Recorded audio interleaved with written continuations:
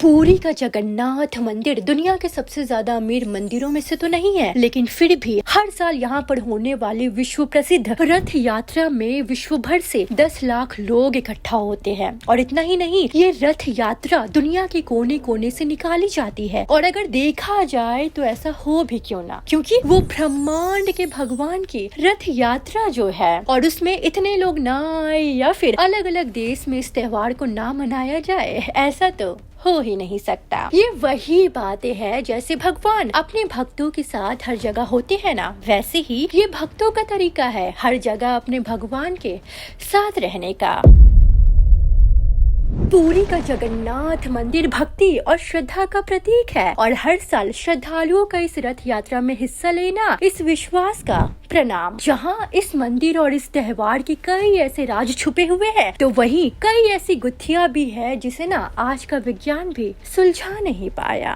ऐसी बहुत सी चीजें हैं, जैसे कि जगन्नाथ जी की मूर्ति बनाने के लिए एक स्पेसिफिक पेड़ का सपना सिर्फ वहाँ के पुजारी को ही आता है और लाखों पेड़ों में से सिर्फ एक वही पेड़ होता है जिसे मूर्ति बनाने के लिए इस्तेमाल किया जाता है। इनफैक्ट यहाँ के लोकल लोगों का ये भी मानना है कि यहाँ ना भगवान की मूर्ति में श्री कृष्ण का वास्तविक दिल आज भी धड़कता है। यहाँ पर चमत्कार की अनगिनत कहानियाँ हैं, जैसे कि लाखों लोगों के लिए बनने वाला प्रसाद का एक भी दाना न कभी भी कम पड़ा है और न कभी भी ज्यादा। ऐसी ही बहुत सारी कहानियों के बारे में हम आपको डिटेल में अपनी पिछली वीडियो में बता ही चुके हैं, जिसको आप लोगों ने बहुत ही ज्यादा पसंद किया है और टोटल 4000 प्लस व्यूज तक भी लेकर पहुँचे हैं। अगर आप लोगों में से किसी ने भी उस वीडियो को नहीं देखा तो इस वीडियो के बाद आप उस वीडियो को जाकर देख सकते हैं और ट्रस्ट मी, वो वीडियो भी बहुत ही ज्यादा इंटरेस्टिंग है। तो चलिए अब इस वीडियो में आगे चलते हैं और अब मैं आपको जगन्नाथ मंदिर से रिलेटेड उन फैक्ट्स के बारे में बताने जा रही हूँ जो आई एम श्योर शायद आप में से किसी ने सुना भी नहीं होगा। ये कुछ ऐसी बातें हैं जिन्हें सिर्फ उड़ीसा के कुछ चुनिंदा लोग ही जानते होंगे। तो चलिए चलते हैं जगन्नाथ मंदिर की चमत्कारों की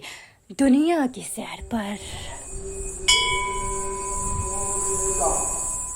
जगन्नाथ जी, जिन्हें पूरी दुनिया लॉर्ड ऑफ द यूनिवर्स कह के पूजती है, वो अपने भाई बालभद्र और बहन सुभद्रा के संग हर साल गुंडीचा मंदिर की यात्रा पर जाते हैं, जिन्हें उनकी मौसी माँ यानी कि हरदासिनी जी का घर भी माना जाता है। अब ये तो हुई वो बात जो भगवान जगन्नाथ की रथ यात्रा से संबंधित है, लेकिन क्या आपको ये मालूम है कि जगन्नाथ जी का एक भक्त ऐसा भी था जिसने ना इस्लाम धर्म को छोड़कर हिंदुत्व अपना लिया था, और वो भी सिर्फ इसीलिए ही ताकि वो भगवान जगन्नाथ के दर्शन कर पाए, मंदिर में प्रवेश कर पाए। क्योंकि जैसा कि हमने आपको पिछली वीडियो में ही बताया था कि जगन्नाथ मंदिर के अंदर सिर्फ और सिर्फ हिंदू धर्म के लोगों को ही प्रवेश करने की अनुमति है। तो मैं बात कर रही हूँ सलबेगा की। एक मुस्लिम परिवार में पैदा हुआ सलबेगा शुरू से ही अपने पिता के काम में उनकी हेल्प किया करता था। ये वो दौर था जब भारत में मुगलों का राज हुआ करता था, तो उस वक्त में सलबेगा ने काफी सारी लड़ाइयाँ भी लड़ी थी, लेकिन एक लड़ाई में वो बहुत ही ज्यादा घायल हो गया था। सलबेगा जिंदगी और मौत के बीच में जंग लड़ रहा था। ये देखकर उनकी माँ बहुत परेशान हुई। उन्होंने भगवान विष्णु जी की आराधना करनी शुरू कर दी और सलबेगा से भी कहा कि तुम भी विष्णु जी की प्रार्थना करो। अपनी माँ की बात मानते हुए सलबेगा ने विष्णु जी की आराधना करनी शुरू कर दी और उनकी भक्ति में पूरी तरीके से लीन हो गया। ताज्जुब की बात तो ये थी कि मौत के एकदम नजदीक पहुंचने के बाद भी अचानक से सलबेगा की सेहत ठीक होने लगी, घाव भरने लगे और वो फिर से बिल्कुल ही तंदुरुस्त हो गया। ये किसी भी चमत्कार से कम नहीं था और ये सब होने के बाद सलबेगा का ना विश्वास भगवान विष्णु जी पर और भी ज्यादा अटूट हो गया और वो दिन रात बस उन्हीं का नाम जपने लगा। सलबेगा की भक्ति देख उनकी माता जी ने उन्हें जगन्नाथ जी के बारे में बताया और ये भी बताया कि हर साल पुरी से एक रथ यात्रा भी निकलती है जिसकी ना बहुत ही ज्यादा मान्यताएं हैं और जिसमें खुद भगवान जगन्नाथ जी विराजमान होते हैं। वो अपने भाई और बहन के साथ पूरे शहर की सैर करते हैं और फिर जब सलबेगा को ये सब पता चला तो बिना देर किए वो भगवान जगन्नाथ मंदिर के दर्शन करने के लिए निकल गए, लेकिन उन्हें ना मंदिर के गेट पर ही रोक दिया गया। कारण सिर्फ एक ही था कि सलबेगा हिंदू धर्म से नहीं था था और मंदिर में प्रवेश सिर्फ और सिर्फ हिंदू समुदाय के लोग ही कर सकते थे। पर सलबेगा हारने वाला नहीं था। उनकी भक्ति और विश्वास जगन्नाथ जी में अटूट था। वो वहाँ से अपना मन बनाकर ब्रिज की ओर निकल गया, जिसे आज हम वृंदावन के नाम से जानते हैं। ब्रिज पहुंचकर सलबेगा सभी साधुओं के साथ भजन कीर्तन करने लगा, उनके साथ रहने लगा और कोशिश करने लगा कि उसे ज्ञान की प्राप्ति हो जाए। वो उनकी बातों को ध्यान से सुनता था, समझने की कोशिश करता था, ताकि वो ना हिंदू देवी देवताओं के बारे में और हिंदू धर्म के बारे में अच्छे से जान सके। हिंदू धर्म के अनुसार पूजा पाठ का ज्ञान लेने के बाद सलबेगा दोबारा जगन्नाथ जी के दर्शन करने के लिए आया। ये वो समय था जब जगन्नाथ जी की रथ यात्रा निकलनी थी। पर वहाँ तक पहुँचते पहुँचते सलबेगा इतना ज्यादा बीमार हो गया कि उसने ना रथ यात्रा को देखने और जगन्नाथ जी के दर्शन की आशा ही छोड़ दी थी। पर उसके मन की श्रद्धा उसे हार मानने नहीं दे रही थी। उसने भगवान विष्णु की आराधना फिर से करनी शुरू करी और वो जगन्नाथ रथ यात्रा देखने की मन्नतें मांगने लगा। भगवान विष्णु पे अटूट विश्वास और अपने दिल में श्रद्धा लेकर वो यात्रा देखने के लिए निकल तो गया, पर जब तक वो वहाँ पहुँचता तब तक यात्रा को वापस ले जाने का समय हो चुका था। पर भगवान का चमत्कार तो देखो, जब सलबेगा वहाँ पहुँचा तो उसे पता चला कि जगन्नाथ जी का रथ कब से एक जगह पर ही रुका हुआ है। सबकी बहुत कोशिशों के बाद भी वो रथ ना वहाँ से हिल तक नहीं रहा था, क्योंकि भगवान जगन्नाथ खुद अपने भक्त का इंतजार कर रहे थे। जैसे ही सलबेगा वहाँ पहुँचा और उसने रथ के दर्शन किए, वो रथ ना अपने आप ही चल पड़ा। तो सलबेगा के दर्शन तो हो ही गए, लेकिन इसी के साथ और इसी के बाद वो ना श्री जगन्नाथ जी का सबसे चहीता भक्त भी कहलाने लगा। इनफैक्ट सलबेगा की मृत्यु के बाद उनका अंतिम संस्कार भी उसी जगह पर किया गया जहाँ जगन्नाथ जी ने उनके इंतजार में अपना रथ जाम कर दिया था। और ठीक वहीं पर उनके गौरव में उनकी समाधि भी वहीं पर बनाई गई। और ये कहानी बिल्कुल भी काल्पनिक नहीं है। काल्पनिक समझने की गलती मत करना आप। आज भी जगन्नाथ जी की रथ यात्रा जब जब निकलती है ना, तो उनका रथ सलबेगा की समाधि पर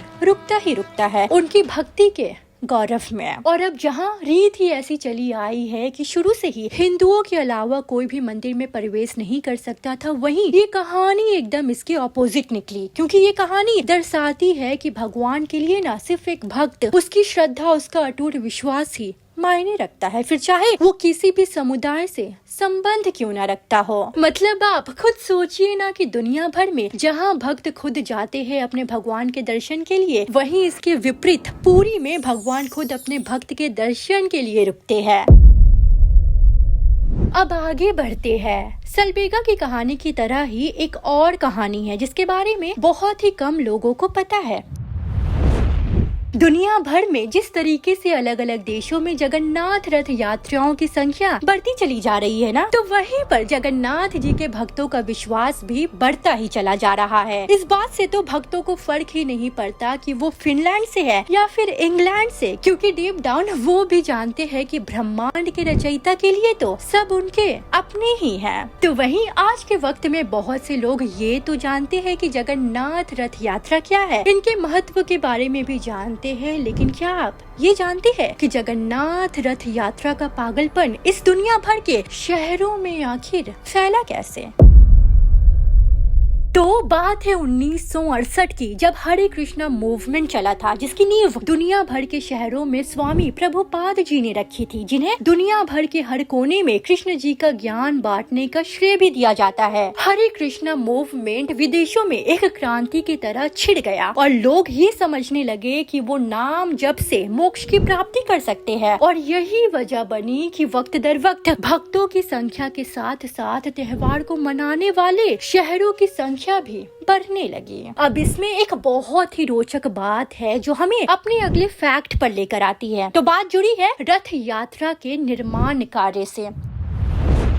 क्या आपको ये मालूम है कि जो लोग भगवान का रथ बनाते हैं ना, वो पीढ़ी दर पीढ़ी इसी काम में लगे रहते हैं और जिन्हें विश्वकर्मा सेवक कहा जाता है। रथ के अलग अलग हिस्सों का काम इन सेवकों के ग्रुप्स में बांट दिया जाता है और ऐसे ही अलग अलग ग्रुप्स को नियोगा कहते हैं। और ऐसे ही और भी काफी सारे समूह है जिनके अलग अलग नाम और अलग अलग कार्य है। और इन्हीं में से एक ग्रुप है जो ना प्रसादा बनाने का कार्य करता है। पिछली वीडियो में आपने ये तो सुन ही लिया होगा कि मंदिर में प्रसाद बनाने के लिए 5 से 6 मिट्टी के बर्तन लगते हैं। जो बर्तन सबसे ऊपर होता है उसका प्रसाद सबसे जल्दी बनता है, जबकि जो बर्तन सबसे नीचे और सबसे करीब आग की सतह पे होता है ना, उसके बावजूद भी वो सबसे आखिर में प्रसाद को पका पाता है। ये बात तो आपने सुन ही लिया होगा पिछली वीडियो में, लेकिन क्या कभी आपने करमा की खिचड़ी के बारे में सुना है? नहीं ना? तो चलिए आज सुनते हैं।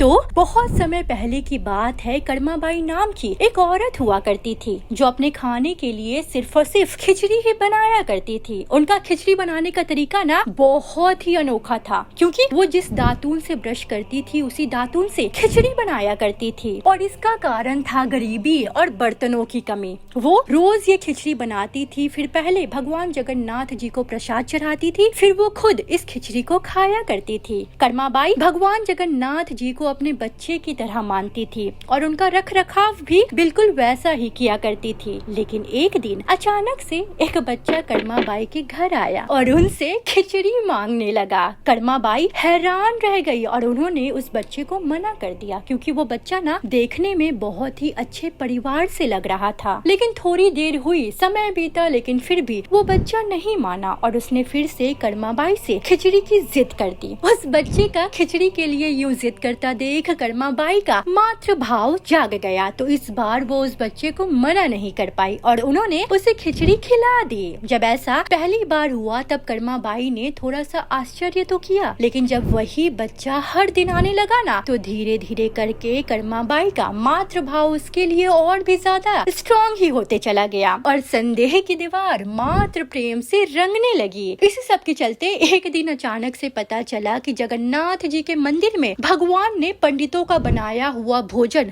स्वीकारा ही नहीं। अब ये कैसे पता चलेगा कि भगवान ने भोजन स्वीकारा है या नहीं?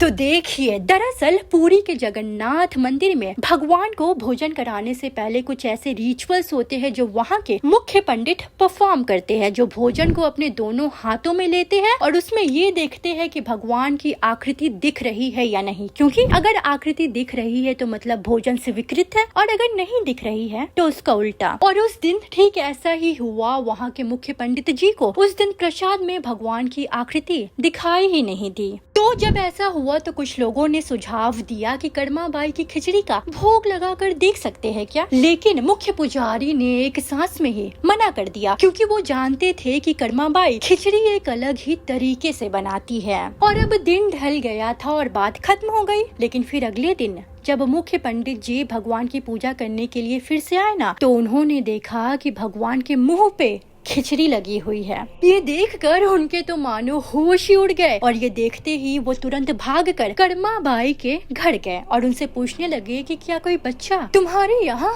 खिचड़ी खाने आया था? जिस पर कर्माबाई ने कहा कि हाँ। और ये सुनते ही पंडित जी को सब कुछ समझ आ गया और उन्होंने कर्माबाई को बताया कि वो कोई गांव का आम बच्चा नहीं था, बल्कि स्वयं भगवान जगन्नाथ जी है जो तुम्हारे हाथ की खिचड़ी खाने आए हैं। और उस दिन के बाद से लेकर आज तक हर साल रथ यात्रा के वक्त में प्रसादा के रूप में खिचड़ी ही बनती चली आ रही है।